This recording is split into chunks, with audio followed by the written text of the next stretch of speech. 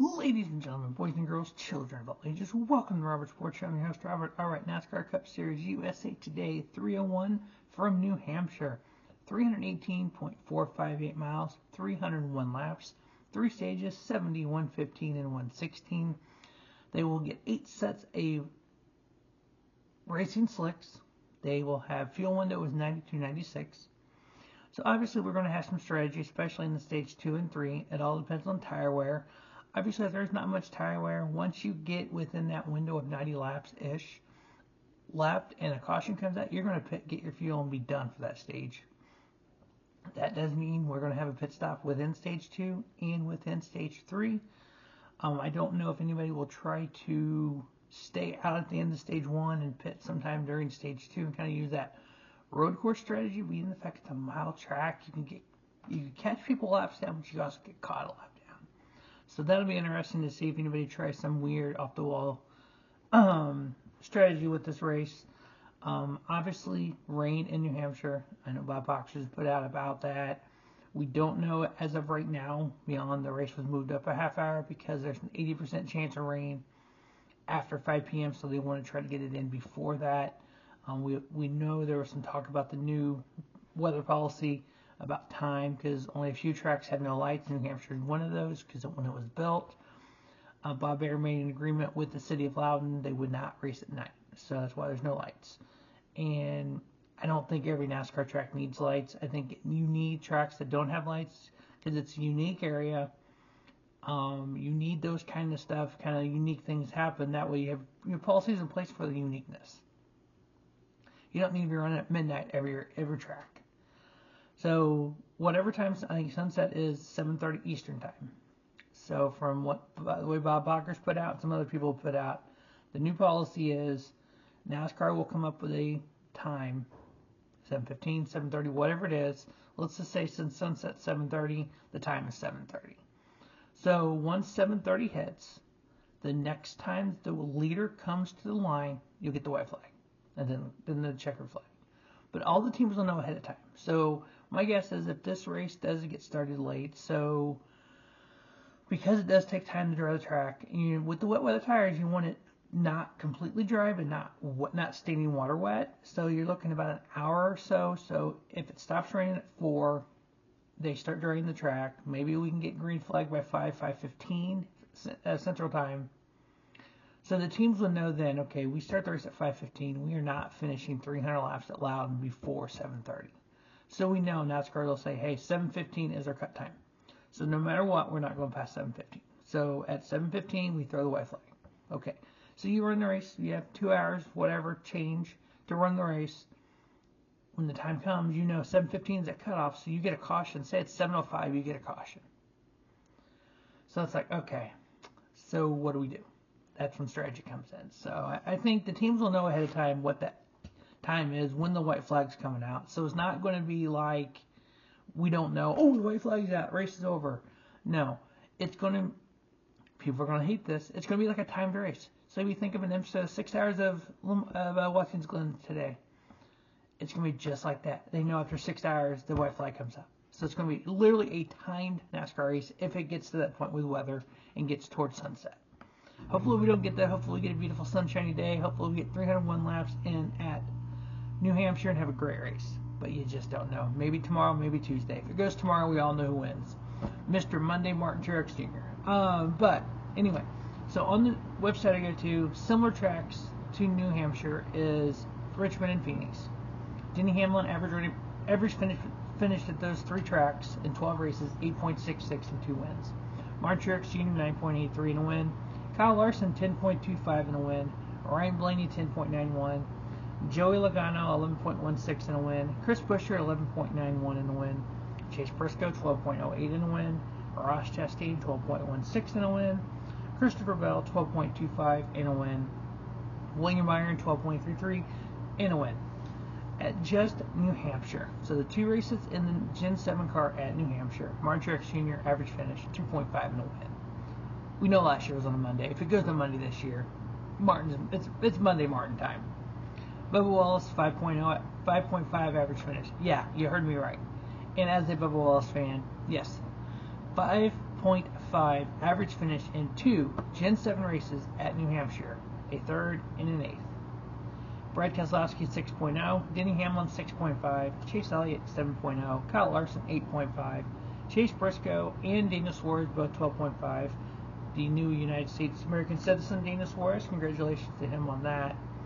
Joey Logano 13.0, Tyler Reddick 13.5, and then O'Seabell. He got that first one in the Gen 7 car at New Hampshire, and he finished 29th last year, so he's got an average finish of 15.0. Now, those two races, average running position. So this is literally what they averaged throughout the entire race, from lap 1 through lap 301. Martin Truex Jr., 2.27 in both races combined. That is absolutely nuts. Joe Logano, 5.62. Kyle Larson, 7.29. Seabell, 8.21. Denny Hamlin, 9.32. Bubba Wallace, 9.45. Brad Keselowski, 11.16. Chase Elliott, 11.39.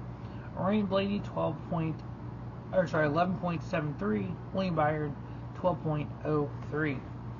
9 races left in the regular season. 17 races done. 10 different winners. Last year at this time, after race 17, we had 11 different winners. And in 2022, after race 17, we had 12 different winners.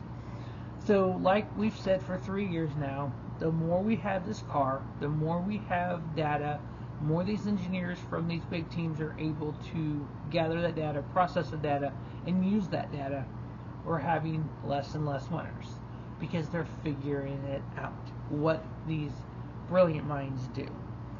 Now, do we have a chance of getting to 17 different winners this year and a winner missing the playoffs? Yes, we do. Mathematically, we do. Is it logical? I don't know. New Hampshire, Nashville, pretty tracks that are going to have typical winners. Chicago Street Race. Justin Haley finished second last year. He's a full-time guy. If he won, he would obviously it would go a new winner, and he's way down in points. So that's even another monkey wrench in all the points. If FDG or somebody like that wins, it doesn't matter. Pocono. Pocono's a typical. We know typically who's going to do well at Pocono. Indy Oval. We haven't ran this car on the Indy Oval. We haven't ran on the Indy Oval since 2018, 2019.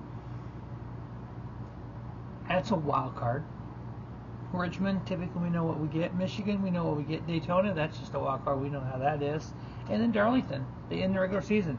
We know how good Eric Jones is. He's down there in points. Is it possible to get 17 different winners in 2024? Possible, yes. Likely, no. Right now, we have 10 winners. Chase Elliott with a win, leading the points, followed by Kyle Larson with 3 wins, Denny Hamlin with 3 wins, William Byron with 3 wins. Now, the why I put Chase Elliott above that because he's currently leading the points. Remember, the regular season champion gets 15 bonus points. Second place gets 10, third gets 9. So that means if it held right now, Chase Elliott gets those 15 bonus points.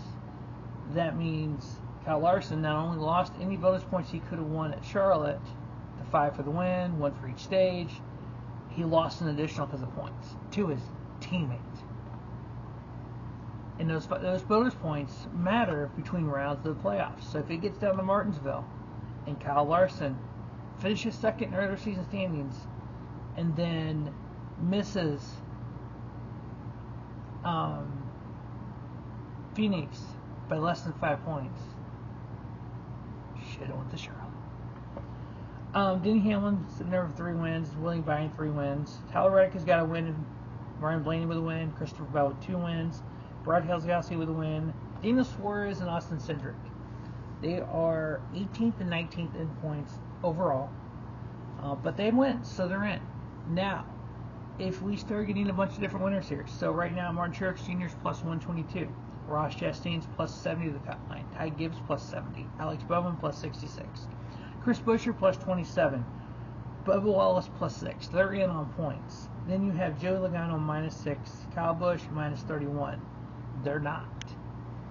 Now, if somebody outside of Logano, Busch, Chase Briscoe minus 44, Todd Gilliland minus 97, Josh Berry minus 100, Michael McDowell minus 105, Carson Hocevar minus 112, Noah Gragson minus 127, Ricky Stenhouse Jr. minus 146.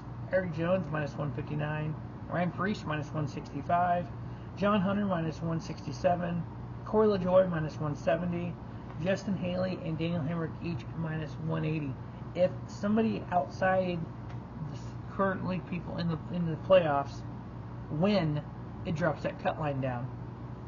You start getting a bunch of those winners that are below or above Daniel Suarez and Cindric. Then you start running, if we get to 17 winners, whoever's lowest between those two is out. Because it's not you win and you're in the playoffs no matter what, how many winners. No, it's you win and you're in up to 16. Then if you got to win and you're 17th among all the drivers, sorry, you're not in the playoffs. So there's a couple different cut lines we still got to look at there now. Obviously, this year there are more points for the drivers in the top of the field than we've had before. If you go back to 2022,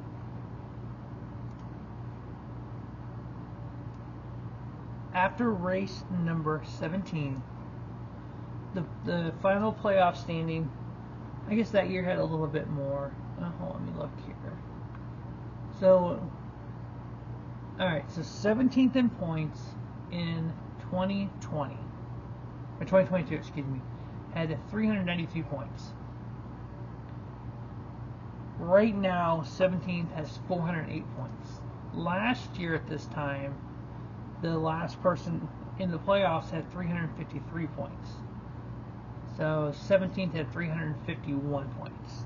So the top 17 have more points this year, so they're running better than they have in previous. But you still gotta even get better. So there's a lot of points left. There's a lot of possibility of getting to 17 different winners this year. Again, can it happen? Yes. Is it likely to happen? No. I just throw it out. It could happen. What if it happened? Alright, so NASCAR Fantasy Live for the USA Today 301. I'm using Martin Truex Jr., Joey Logano, Kyle Larson, Seabell, Denny Hamlin, and then I got Bubba Wallace in the garage. Obviously, Toyotas run well here. I got the big Toyotas there. Logano and Larson are the two I'm kind of iffy on, so I wanted a Toyota in the garage. He's got to move in, so I'm using Bubba based on the way he's finished here and the way he's been running here in those 2 years. The 4 picks to win in the Truck Series this year, I'm 7-5. Xfinity, I'm 11-5. I'm sorry, 12-4 after yesterday because I got Seabell. Kind of glad that Creed didn't win. I was kind of rooting for Seabell at the end of that because I didn't pick Creed because I won't pick Creed because Creed is not a Xfinity winner. So I'm 12-4 in Xfinity after yesterday, 5-12 in the Cup Series. Got to work on that. So the 4 picks today is MTJ, Denny Hamlin, Seabell, and Kyle Larson. That is the U301 USA Today preview. As always, thanks for watching Robert Sports Show. Don't just have a great day. Have a spiffy day. Robert Sports Show, your YouTube leader. Sports.com.